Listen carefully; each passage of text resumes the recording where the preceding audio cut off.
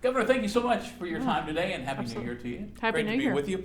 It's been a very busy year, your first year in office. We're halfway through the first school year in which the LEARNS Act is the law in Arkansas. I'm curious if you're satisfied with the implementation of the law so far, and what should people expect as LEARNS continues to roll out?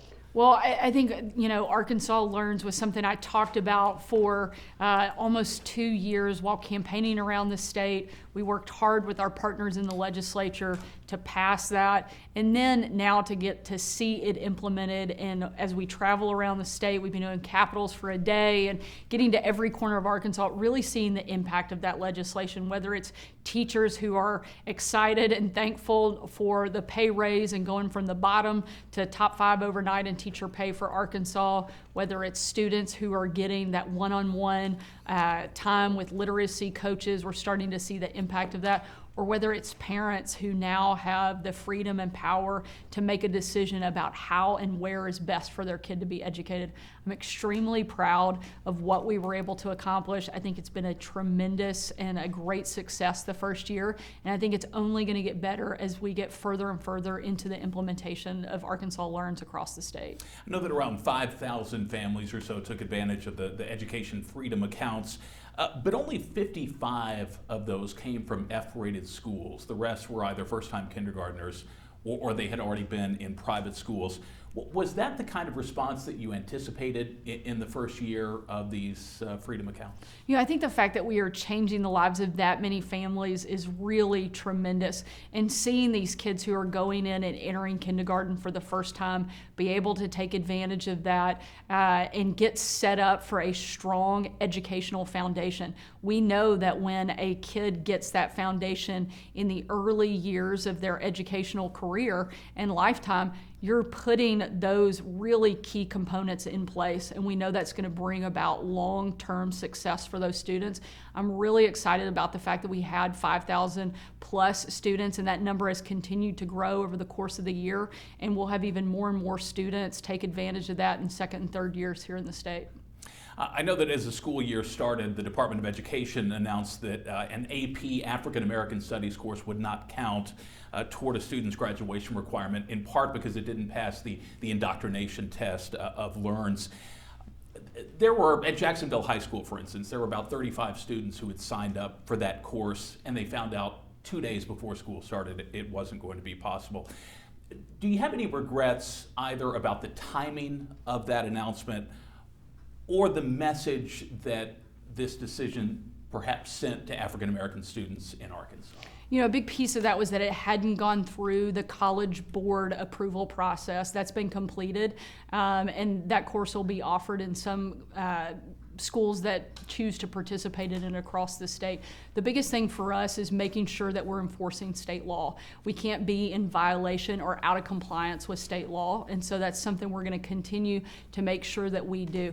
Obviously, we want students across our state to learn the history, not just of Arkansas, but of our country. That's important, the good, the bad, the ugly. What we don't want to see happen is at any point for one student to be taught to hate another student for any reason. And so we want to make sure certainly that courses are offered at the same time that we're not violating state law, and also that we're building our students up and not ever tearing them down and teaching them to hate one another. Well, when we first spoke just before the inauguration a year ago, I asked you how you plan to eliminate the state's income tax, which you had talked about during the campaign. You did lower the top rate this year from 4.7 to 4.4%. You told me a year ago it would be a gradual process. What early results are you seeing from those tax cuts, and where do you expect to move on taxes in this new year? I'm really proud of the fact that in the first year as governor, we've been able to cut taxes not just once, but twice, helping every single Arkansas taxpayer do better. We've been able to return about $300 million to both individuals and businesses across the state. Our goal is to continue chipping away until we're able to responsibly phase out the state income tax to zero. Anytime that we have the opportunity and we see our ability to do that, we're going to continue moving down that path. Okay, as early as the fiscal session, do you anticipate introducing more tax cut legislation? I'm certainly hopeful that in 2024 we'll be able to pass another tax cut, but we'll have to work with our partners in the legislature. But I'm certainly hopeful and optimistic that we will be able to do that again this year. Okay. More than 400,000 Arkansans were removed from the Medicaid rolls this year following the end of the pandemic. Secretary Putnam was clear that Medicaid benefits simply need to go to people who are eligible for them.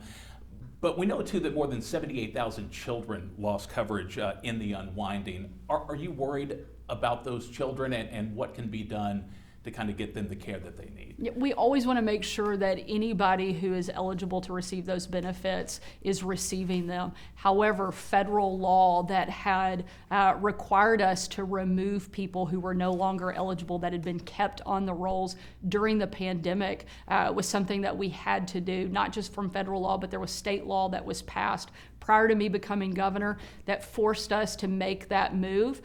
We always want to make sure, too, that we are putting our resources that we have to help those that are the most vulnerable population here in the state. When we have people who are not eligible that are receiving benefits, it takes away from those who really, really need it. And the individuals that came off either did so because they were receiving benefits through new employment, or they were now making enough money not to be eligible for those benefits any longer. That number of children, though, they're clearly out of 78,000. There are probably some who fell through the cracks. So what is available to them? What's being done through your administration to make sure they get coverage? As with any program, we want to make sure, again, that any time there's somebody who needs services that's eligible, they're receiving them. We put out dozens of notices through emails, text, mail, making sure people are aware of the process, but also providing assistance so that they are able to get whatever benefits they're eligible for. Okay. It's been no secret that you've been at odds with the Board of Corrections of late. You've asked for additional prison beds to be brought online. The board says it can't be done safely. If it can't be done safely, Governor, why should it be done at all? Well, I think that any time that we have the ability to take steps to protect the people across our state, we certainly have to look for ways that we can do that. We know we have a real capacity issue. We should never be putting violent repeat offenders back on the streets simply because of capacity issues. That's not a good justification for putting someone who has violated our law in a violent way, and certainly if they've done it time and time again. Those are not the kind of people that I think you want back on the streets living next to your family, nor do I want that in mine or any community around the state. We did significant assessments. It was determined that we had the ability to go back to the same levels that we've been at many times in the past, safely expand capacity, and make sure that we're not putting those violent offenders back on the streets. Our focus is on the protection and the safety of the people of our state. I think some people's focus is on remaining and keeping power and control. That's simply not the game I'm trying to play. I think one of the greatest responsibilities that we have as a government is to protect the people of our state, and we have to do a better job, and that's what we've been trying to be focused on. Of course, the Board of Corrections has always controlled the prison system in Arkansas. You seem a little determined to circumvent that board, and I'm wondering if there isn't a way for the two sides to maybe work more closely together to solve this problem. I'm certainly happy to open and work with anybody that is focused on the protection and the safety of the citizens of our state. Look, at the end of the day, I wish we didn't have the high number of criminals that we do, that we needed to lock up. Unfortunately, we do, and I want to make sure that we're taking steps to actually punish people who are breaking our law and hurting people that are in our communities. And one side seems deterred to do that. I don't know why. You'd have to ask them, but I do think that if we have the opportunity to do a better job creating a safer community, that we should be doing that. Okay, one more on this. Your Corrections Secretary, Joe Porfiry, remains under the supervision of the board right now. That could change depending on what the courts have to say. But if between now and that time the board were to fire Secretary Porfiry, how would you respond to that? Well, I'm not going to get into hypothetical, especially when we're in ongoing litigation, but I feel confident in our cooperation with the Attorney General's office that we will win in court. And again, I'm hopeful that we do, because our focus is not about the power struggle, but it's about making sure that we're able to enact policies that actually protect people across the state. Okay. Are you concerned about the proliferation of crypto mines in Arkansas? I think they have certainly raised a level of concern and something that we're looking at. And I wouldn't be surprised if you see people that look for possible legislation that comes up, not in the fiscal session, but possibly in 2025 when we go back to a regular session. Would you support that legislation? I'd have to read the text of the legislation. I'm never going to blanketly support legislation I haven't seen. But I think we always have to look for, if there's a new industry, what type of regulation and what type of way that they engage with the community. We have to take an analysis and assess that and make a determination at that point. The legislation that's in place now is Act 851, which you signed into law last year. It prevents local governments from regulating these crypto mines, and that's really been infuriating for a lot of people who live around these facilities. Are you hearing from these people, and do you regret signing Act 851? Well, that's actually not what the legislation says. The legislation still empowers local governments, which as a conservative, I'm always going to err on the side of a local government being able to make a determination about what is best in that individual community. What it says, though, is that if you take an action against one type of industry, you have to make it even. And so it's not singling anybody out, but individual communities certainly have the ability to pass noise ordinances and things of that nature, which are the primary areas of concern that we've heard when it comes to some of those facilities. And I think that those individual communities should certainly take a look, engage with their citizens, and see if there is local law that they should put in place at their level. A lot of these crypto mines are connected to the Chinese government. Crypto mining has been banned in China. You recently forced a Chinese-owned company to sell farmland that it had acquired in Craighead County. Why is it not okay for the Chinese government to own farmland in Craighead County, but it is okay for them to operate these crypto mines, especially in communities in Arkansas where they're really not wanted? I certainly would not think that it is okay for a Chinese company to operate. That's why our administration has been aggressively, heavily, and will continue to investigate any company that we think has direct ties to China. Whenever we are able to solidify that information, we're taking action like we did with kicking Syngenta off of our farmland and out of our state. And we've also asked, when that happens, that the Attorney General's office institute the maximum penalty, which is exactly what we did. So not only did we kick them off our farmland and out of our state, we imposed the highest penalty possible, and they had to write a check to the state of Arkansas for $280,000. We will continue going down that path. In any place where we can make that determination, we'll continue to take that action. Okay. Just a few more. The changes you supported to the state's Freedom of Information laws back in September, you talked at the time about how that was all about your personal safety, the personal safety of your family, which I think anyone can understand. But I think that episode also created this impression that you were not interested in government transparency. And I'm wondering if that's true, and if at this point you have any regrets about how that whole debate played out. You know, I'm proud of the fact that during the special session, every piece of legislation that we put forward and were able to pass was done so with bipartisan support, including the FOIA legislation. There was broad support for it, including from the Arkansas Press Association, which publicly came out and supported the FOIA legislation. I think if I was against transparency, I wouldn't be sitting down taking questions from you, and I certainly wouldn't have held nearly 200 open press events over the course of the first year of my administration. I'm incredibly proud of the fact that we've had a tremendously successful first year, and I am happy to talk about it given the opportunity. I love telling our story, not just of the successes we've had in this administration, but the great story that we have to tell as the state of Arkansas, and I look for every opportunity, whether that's with you or any other outlet out there.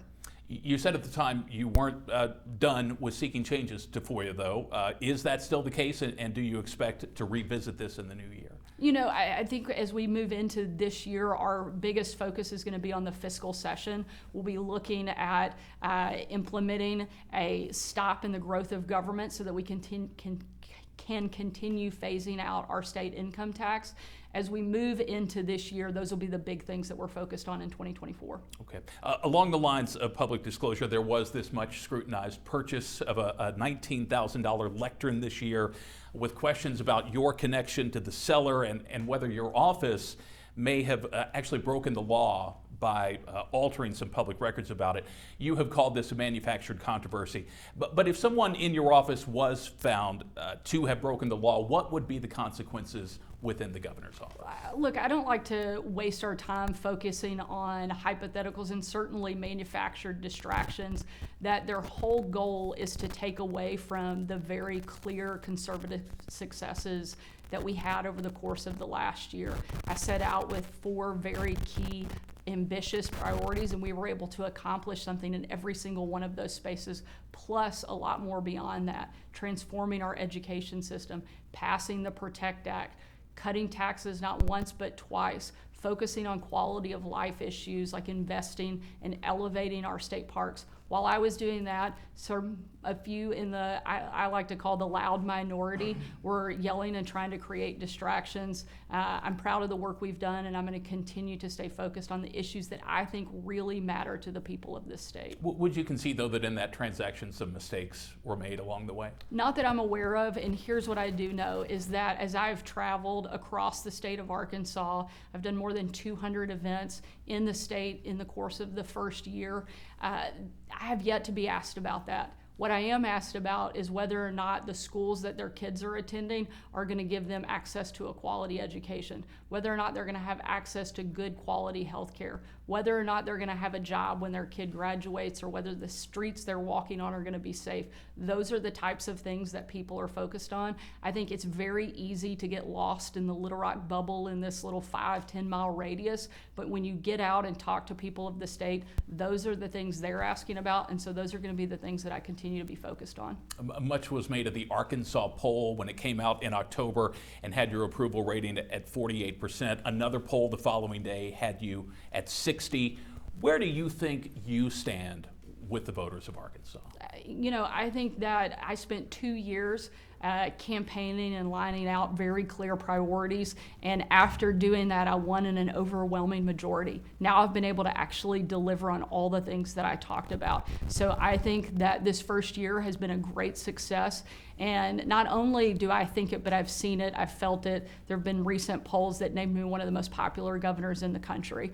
But the polling is less, I think, of something of importance as it is the policies that we're enacting, and are they helping make people's lives better? I think they are. I think Arkansas is quickly moving up on people's radars. It's one of the reasons that you're seeing people move to our state in record number. We were one of the top states in the country for an influx of people coming from other states. People are starting to take notice of the great things happening in our state. I'm proud of that fact, and I'm going to continue pushing forward.